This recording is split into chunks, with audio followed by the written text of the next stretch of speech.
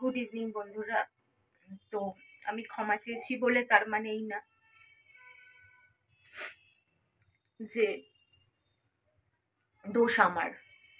আমি তো পাগল নই, আর সেরকম মানুষও নই যে বিনা কারণে কারো পেছনে লাগি, কাউকে কষ্ট দেই, কাউকে আঘাত করি। হতে পারে আমার মা বাবা আমার সঙ্গে ছিল না, হয়তো মা বাবা সেরকম ভাবে আমায় কোনো শিক্ষাই হয়তো দেননি। কেন, তারা তো আমার সাথে থাকতেনই না, যে যার মতন থাকতেন না, যেটুকুনি বছর ছিলেনও সেইটুকুনি নিজেদের মধ্যেই থাকতেন, নিজেদের ঝগড়া, নিজেদের অশান্তি, নিজেদের প্রেম।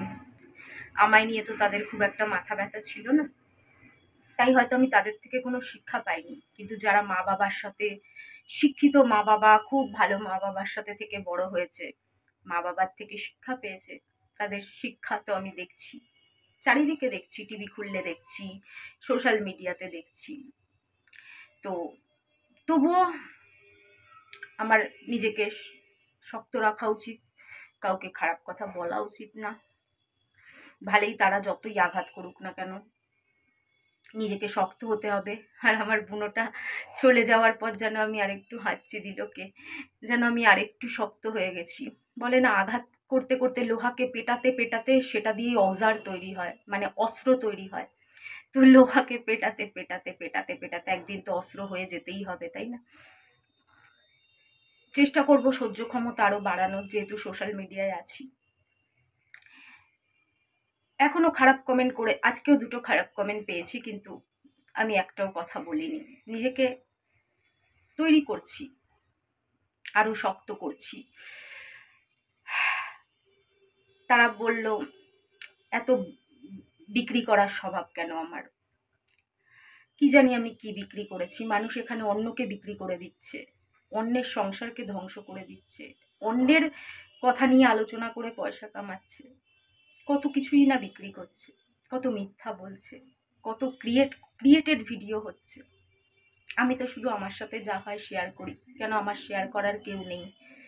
সব দুনিয়াটা স্বার্থপর, কেউ শুনলেও কোনো রিয়াকশন করে না। তাও তোমরা আমার কষ্টের সঙ্গে একটু পাশে থাকো, একটা ভালো কমেন্ট করো, সেটুকুনিতে আমি মনে অনেক জোর পাই।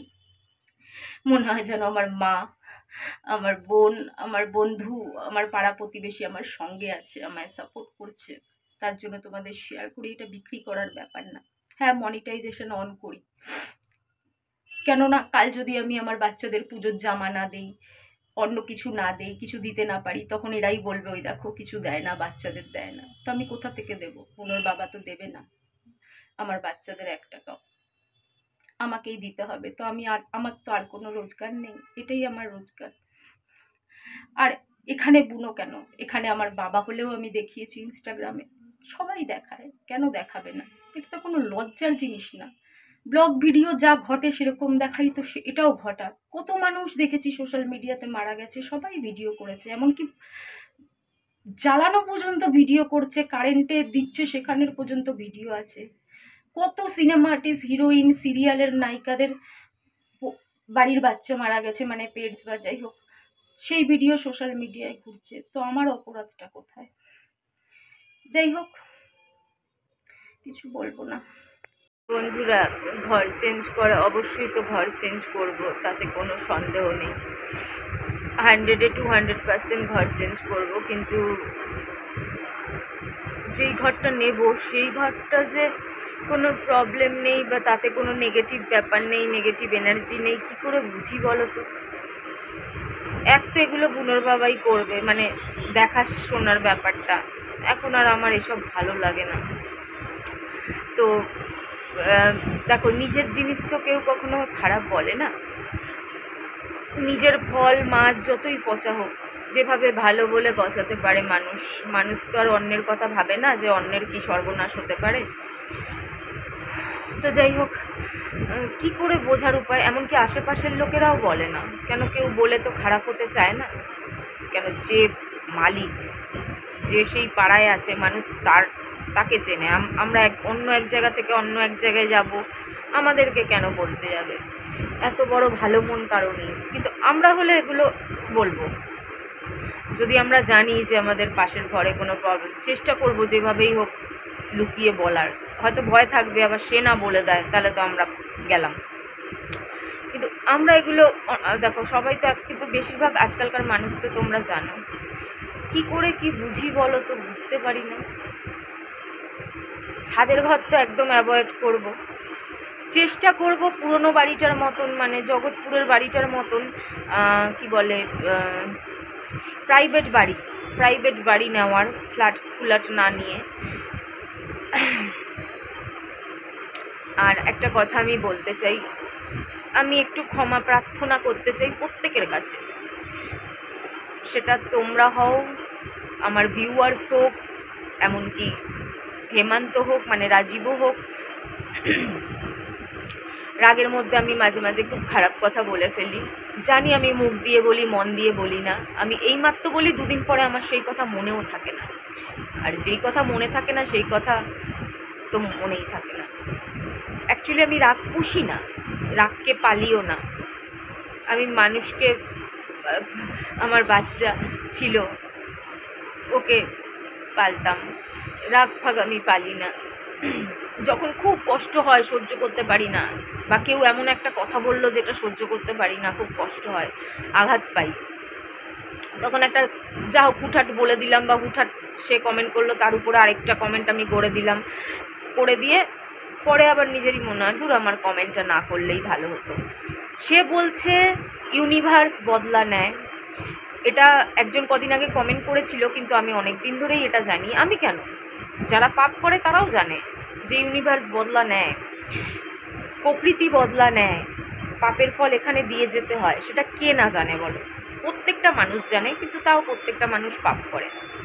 ভুলভ্রান্তি হওয়া আর পাপ দুটোর মধ্যে ফারাক আছে। ভুল তো মানুষ মাত্রেই হয়, ভুল হয়ে যায়, কিছু লোকানো ছুপানো জিনিস মানুষ জীবনে করে, সেটাও হয়ে যায়, সেটাও স্বাভাবিক ব্যাপার।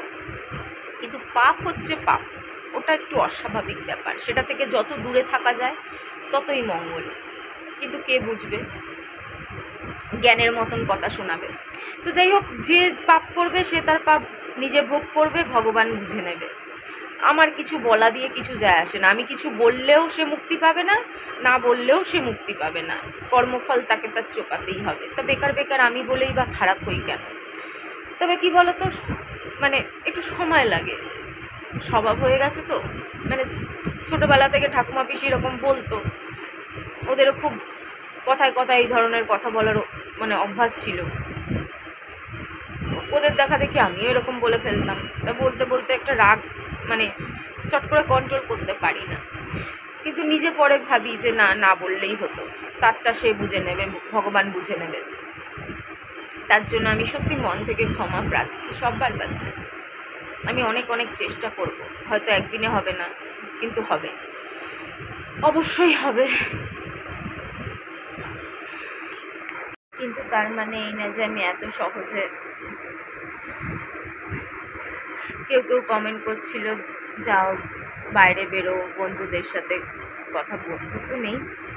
আমার জীবনে তো জানো বুনোর বাবা, আমার বাচ্চারা, আর আমার ওই 17 বছরের সম্পর্ক, বেইমান আমি না। ও আমার সাথে সম্পর্ক রেখে দিয়েছে। যদি অন্য কেউ আমার সাথে সম্পর্ক রাখতে চাইতো, কথা বলতো, তার সাথেও আমি কথা বলতাম। আমার কাছে যদি অনেক টাকা থাকতো, সারা জীবন যেমন খোকনের জন্য অনেক করে এসছি, অনেক কিছু দিয়ে এসছি, জামা কাপড় এটা সেটা, আমি সারা জীবনই করতাম। যদি রাজীব নিজের কথা রাখতো, তাহলে হয়তো আমার নিজের যদি একটা 1 রুম ডাইনিংয়েরও ফ্ল্যাট থাকতো, ডাইনিংয়ের একটা কোনায় ওকে জায়গা দিতাম। যদিও উল্টোপাল্টা কিছু না করতে চাইতো, যে বাবালি করব, এখনও সেরমই খেয়ে দিয়ে পড়ে থাকবো, ওরম কিছু না করে যদি সুস্থভাবে 2টো ডাল ভাত খেয়ে থাকতে চাইতো একটা কোনায়, তাহলে কি ফেলে দিতে পারতাম? আমি তো সেরকম মানুষ না, আমি তো কাউকে ফেলে দিতে পারি না। এই নিয়ে আমি খুশি ছিলাম। লোকে হয়তো বেশি সামাজিক সম্পর্ক, লোক দেখানোর সম্পর্কতে বিশ্বাস করে, কিন্তু আজকাল সব বলছি না, অবশ্যই সব বলছি না, কিন্তু অনেক ক্ষেত্রে এই লোক দেখানো সামাজিক সম্পর্ক কি পরিণতি, সে তো টিভির চ্যানেল খুললেই বোঝা যায়, কিছু নিউজ পেপারে বোঝা যায়, কিছু লোকানো চোরানো থাকে, পাড়ায় পাড়ায় লোকের মুখে জানা যায় যে কি হচ্ছে সব ঘরে ঘরে। সব তো টিভির চ্যানেলে উঠে আসে না, কিছু কিছু লোকের মুখেও জানা যায়। তো দেখি তো কী অবস্থা, লোক দেখানো বিয়ে, সামাজিক বিয়ে, সম্পর্ক যেগুলোকে মানুষ বেশি করে মান দেয় আর কি। হয়তো বুনোর বাবা সাথে আমার সেরকমভাবে কোনো সম্পর্ক নেই, সামাজিক বলো আইন কানুন বলো, কিন্তু আমরা একটা ছোট্ট সংসার বানিয়েছিলাম। সবার প্রতি একটা দায়িত্ব ছিল, সামাজিক সম্পর্ক থেকে কোনো কম ছিল না, আমাদের ছোট্ট সংসার ছিল। কিন্তু সব কিরকম ঘেটে গেল।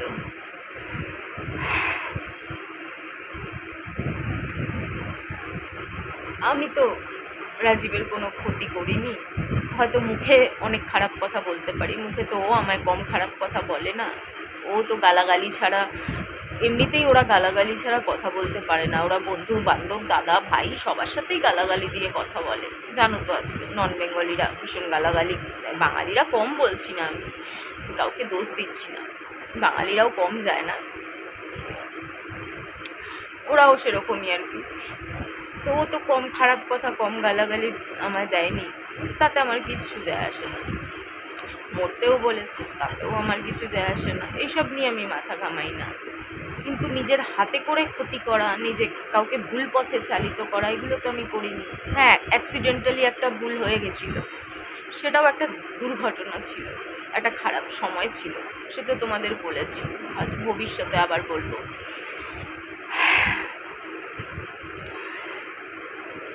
বারবার মনে হয় যদি আমার একটা নিজের মাথা গোঁজার জায়গা আরামসে করে নিতে পারতাম, আরামসে। যতবার করতে গেছি ততবার বলেছে তুই এত মাথা ঘামাচ্ছিস কেন, আমি আছি তো, ম্যা হুঁ না ম্যা হুঁ না ম্যা হুঁ।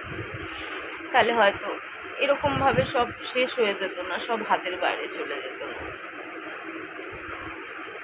এই দেখো যাযাবরের মতন পরিস্থিতি হয়ে গেছে, আবার ঘর খোঁজো। কে বলতে পারবে, কেউ কি গ্যারান্টি দিতে পারবে যে যেই ঘরটা খুঁজবো সেটাতে কোনো প্রবলেম থাকবে না? কেন কেউ তো বলবে না। তখন আবার সেটা নিয়ে ভাববো, কিংবা আশেপাশের মানুষজন যদি ভালো না হয়, বাড়িওয়ালা যদি ভালো না হয়, ঝগড়াটে হয়, এটা হয়, তখন আবার যাযাবরের মতন আবার ঘর দেখো। কীরকম যাযাবর লাইফ করে দিয়েছে আমার, ওর জন্যই তো আমার এই অবস্থা হলো। হয়তোবা এটা মায়ের মনের ভুল যে আজ হয়তো আমার ঘর থাকলে বনিটা বেঁচে যেত বা কিছু, জানি না এতে লজিক আছে কি না, কিচ্ছু জানি না আমি, কিন্তু মায়ের মন তো। তবে এতে তো কোনো অস্বীকার করার কথা নেই যে আজ যদি আমার নিজের একটা ছোট্ট 400-500 স্কোয়ার ফিটেরও একটা জায়গা হতো, তাহলে অন্তত সব কটা বাচ্চার জন্য আরেকটু কিছু করতে পারতাম, অনেকের জন্য আরেকটু কিছু করতে পারতাম। কেন ওই যে বলে না যে মিল থাকলে, ওই যে কি একটা কথা আছে না, যদি হও সুজন তেঁতুল পাতায় নজর নাকি, যদি মনে জায়গা থাকে না তাহলে ছোট জায়গায়ও অনেককে জায়গা দেওয়া যায়, যদি নিজের হতো। কি বলবো জানি না, এত মিথ্যে কথা সহ্য করি, আর সহ্য হয় না এক এক সময়, জানো তো। মিথ্যে কথা, মানুষ কাজের জন্য মিথ্যে কথা বলতেই পারে, ওর বিজনেসে তো মানে মুখ খুললে বিজনেসে মিথ্যে কথা বলে, ঠিক আছে। আমরাও যে সোশ্যাল মিডিয়ায় থাকি আমাদের কি ভুলভ্রান্তি হয় না? অনেকেই অনেক কিছু ক্রিয়েটেড করে, অনেকেই অনেক কিছু ক্রিয়েটেড ঝগড়া, ক্রিয়েটেড হ্যানা ত্যানা করে, হয় পেটে, সেটা বোঝা যায় যে পেটের দায়, এটা হতে পারে। ভালো কাজের জন্য বা কারো পেট চালানোর জন্য যদি মানুষ কিছু করে, সেটা অতটা পাপে গণ্য হয় না, কিন্তু বিনা কারণে